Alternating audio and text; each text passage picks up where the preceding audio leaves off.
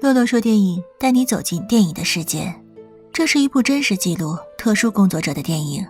在离岗的最后一天，小燕接待了38个客人，洗了将近80回澡，这是近半年来的个人最高纪录。所以当小燕躺下来的时候，已经累得不成人样。整个昏睡的过程好像逆时针而行似的，从白天到晚上，又从晚上到白天，不知道自己睡了多长时间。当他醒来的时候，已经是离岗的最后1个小时了。看着日历上香港的富丽繁华，小燕生出一种陌生的感觉，这与她所见识的香港是截然不同的。小燕是怀着淘金梦来香港打拼的东北姑娘，只申请了3个月的双程旅游签证。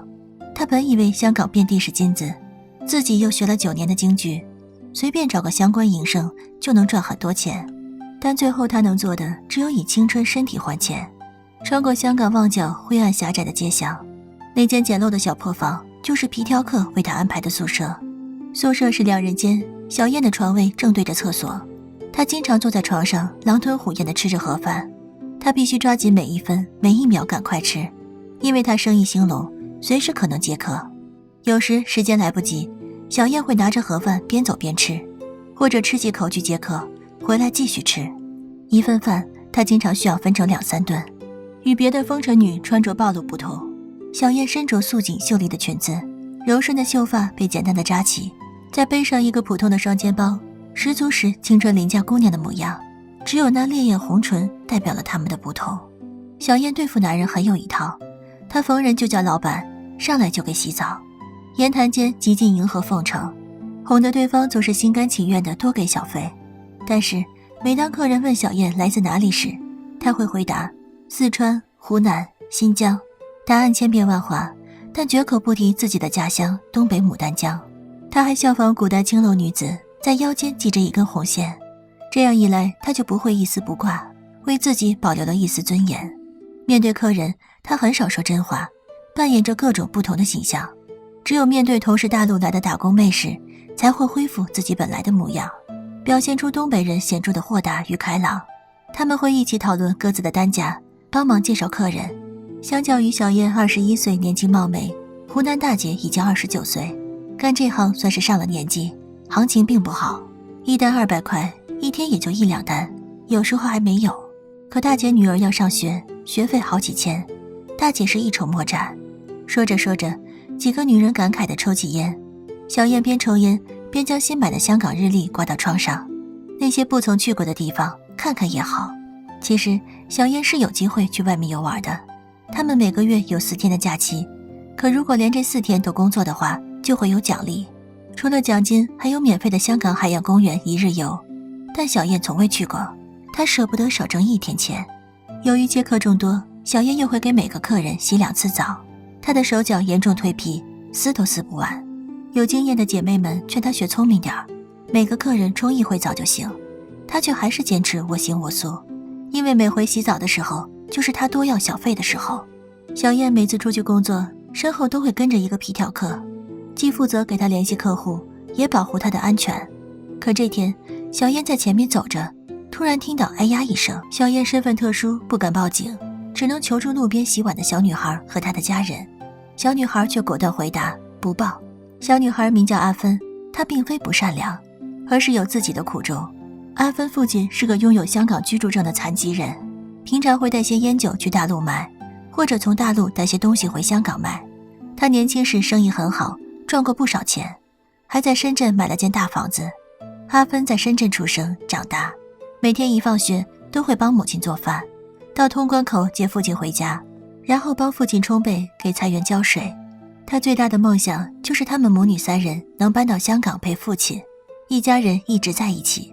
现在好不容易实现，却是通过非法拘留的形式，他不愿也不敢多生事端。小燕和阿芬一家都没有报警，好在皮条客耐时，约了半天自己爬了起来，没几天就活灵活现地出现在阿芬一家洗碗的街口，手里还提着一个榴莲。他和阿芬一家打听有没有看见是谁用榴莲砸他，得到否定的回答后，他和阿芬妈妈借了一把刀，当街吃起榴莲，并将榴莲皮摆成小人的模样，扎上一把刀，以示恐吓。然而恐吓是造成了，但不是因为那把刀，而是扑鼻的恶臭。阿芬一家第一次看到榴莲，实在搞不懂这玩意儿怎么就这么臭。更令阿芬没想到的是，她生日那天，父亲竟然没有买生日蛋糕，而是花大价钱买了一个榴莲。一家人第一次吃榴莲，根本不知道怎么开，锯子、锤子、螺丝刀齐上阵，才撬开榴莲。阿芬和母亲、妹妹捂着鼻子，实在不敢尝试。父亲虽然嘴里夸赞着榴莲很补，堪比高丽参，但也是犹豫很久，才强撑着吃了下去。然而只吃了一口，他就喜欢上这个长相丑陋、闻着恶臭、吃起来却香甜软糯的榴莲。阿芬作为小寿星，不想辜负父亲的爱意，也强忍着吃了一口，同样爱上这个味道。在这比深圳的家小无数倍的出租屋，阿芬感受到了圆满的幸福。可这种幸福是危机四伏的，她不能像以前一样读书，还要应对随时来检查的警察。这天，小燕路过洗碗摊时，警察突袭检查，小燕和阿芬一起躲进屋里，眼看警察就要进来检查，小燕回头看着慌张害怕的阿芬，主动走了出去，也不再在乎警察得知自己的工作记上案底。好在皮条客出面摆平了此事。经过这件事，小燕和阿芬成为朋友。小燕不那么忙的时候，就会来帮阿芬洗碗，一起聊天。阿芬纯真善良的眼神让身处泥潭的小燕看到美好与希望。3个月期满要离开的时候，小燕将自己家乡的地址留给了阿芬。阿芬是她在香港唯一的朋友与美好。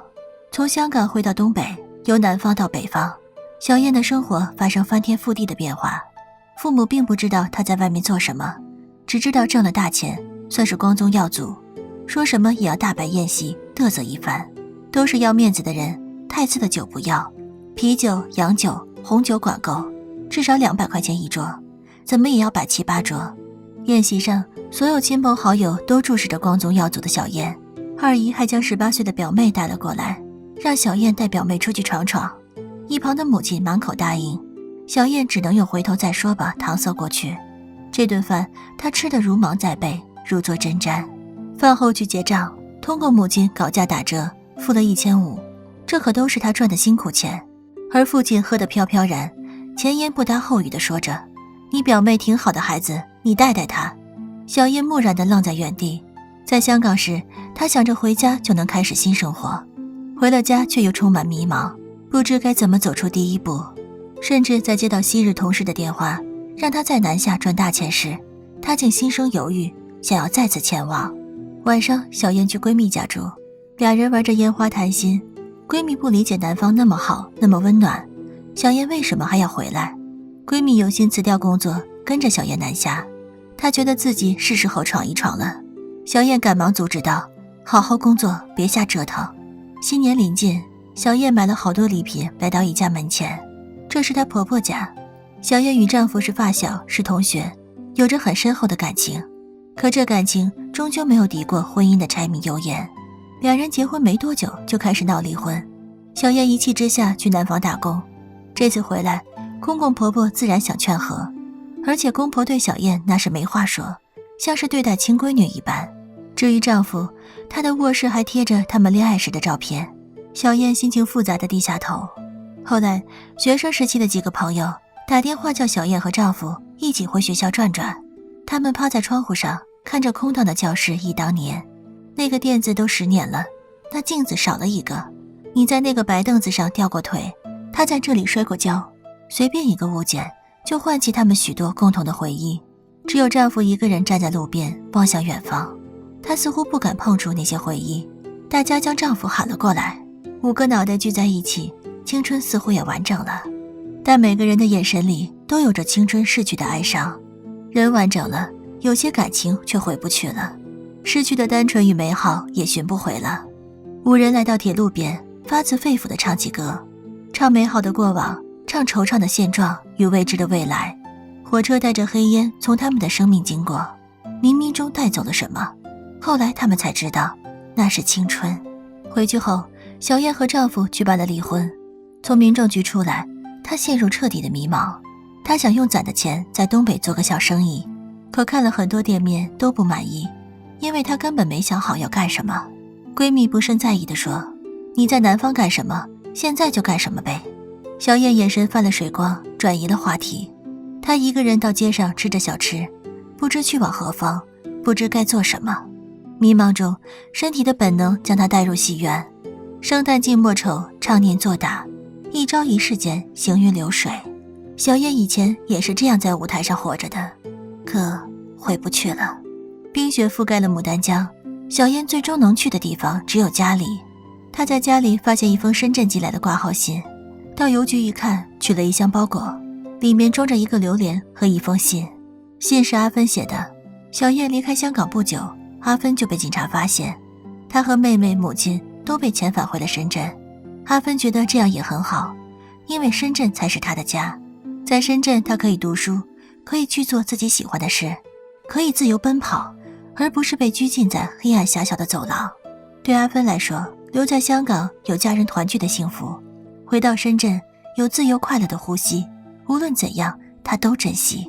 小燕看完信，和朋友家人们吃掉了那个榴莲，然后换了手机号码，切断与以前同事们的联系，彻底断了去南方的念头。也许生活就和榴莲一样，外表坚硬丑陋，还带着利刺，散发出令人作呕的气息，但只要走进去，懂得品味，就能感受到甘甜绵软。这和在哪里生活干什么没有关系。香港固然繁华，也有阳光照不到的角落，东北固然落后，也有街头巷尾的美味与小确幸。聚会结束，前夫和几个朋友以及表妹都南下打拼，追逐关于金钱、关于理想的梦。小燕则回到了久违的舞台，咿呀一声，颠倒众生。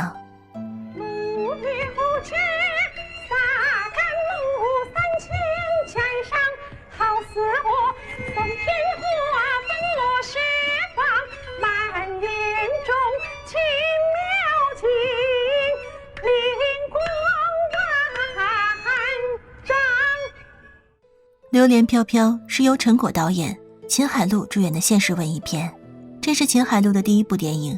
当年23岁的她，凭借此片斩获第38届台湾电影金马奖最佳新人奖，以及最佳女主角奖，第20届香港电影金像奖最佳新演员奖，这彻底改变了她的人生命运。在此之前，秦海璐和小燕一样，是个自小苦学京剧的女孩。1995年，17岁的秦海璐还曾带着她的京剧《天女散花》，也就是影片结尾小燕唱的那段，访问了日本26个城市，演出40余场。她使用的14米长绸是当时中国的最长纪录。秦海璐与小燕还有许多相同点，比如对生活的追求，对金钱的渴望。小燕为淘金去了香港，虽然结果不如人意，而秦海璐在苦学京剧时，老师常说，你练功的毯子上有汽车洋房，有馒头咸菜，就看你要什么。秦海璐不求汽车洋房，却也绝不只吃馒头咸菜。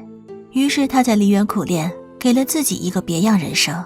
在采访中，秦海璐也曾这样表示，他对妓女无限怜悯，同情他们为生活入火坑，但同样觉得女人学一技之长，谋生机会很多，不一定要过皮肉生涯。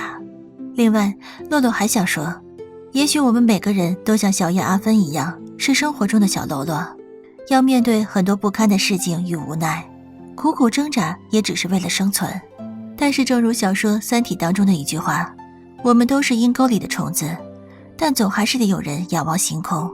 无论生活多么不尽人意，人总归愿意为希望而活。好了，今天就讲到这里，想看更多的电影解读，记得关注获取第一时间更新哦。